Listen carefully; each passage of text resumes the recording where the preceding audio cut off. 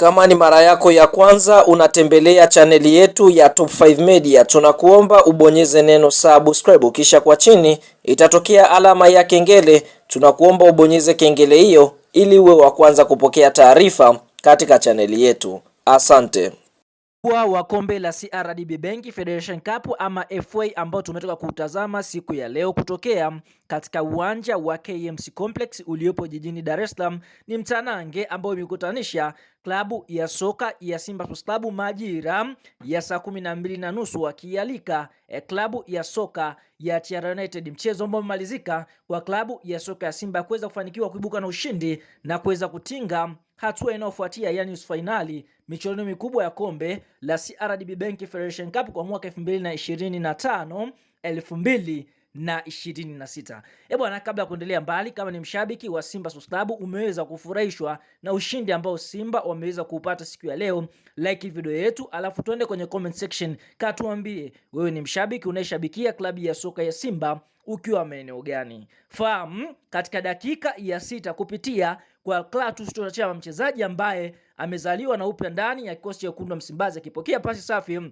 iliyopigwa na Nixon Clement Kibabage, akaweza kuitanguliza klabu ya soka ya Simba Sports Club, na Simba wakaendelea kufanya msako katika lango la TR United, kwa sababu dakika ya pili ya 26 kupitia Anicent Yaura, winga ambaye kwa sasa amekuwa bora ndani ya kikosi cha wekundu wa Msimbazi, akaweza kuiandikia klabu ya soka ya Simba bao la pili, na mpaka half time klabu ya soka ya Simba walikuwa kifua mbele kwa mabao 2-0 dhidi ya TR United. Katika kipindi cha pili klabu ya soka ya Simba wakarejea na mwendo ule ule wa kuendelea kulisakama lango la klabu ya soka ya TR United, na katika dakika ya 65 kupitia kwa Selemani Mwalimu aliweza kuiandikia klabu ya soka ya Simba bao la tatu, akipokea pasi safi iliyopigwa na mchezaji anofahamika kwa jina la David Kameta Duchu, na dakika 79 kupitia kwa Bashiri Kibaila, huu ni mchezaji ambaye anachipukia ndani ya kikosi cha wekundu wa Msimbazi, akaweza kuiandikia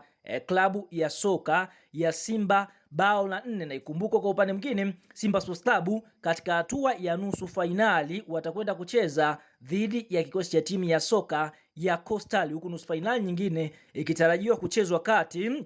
ya klabu ya soka ya Azam dhidi ya kikosi cha timu ya soka ya Yanga Sports Club ambaye ndiye bingwa mtetezi wa kombe hilo la CRDB Bank Federation Cup kwa msimu wa mwaka 2025 2026, ambapo tunashuhudia huenda tukaishuhudia fainali ya kibabe ikienda kuchezwa msimu. Bwana, unao nafasi ya kwenda eneo la comment na kutuambia katika mchezo wa leo Simba dhidi ya kikosi cha timu ya soka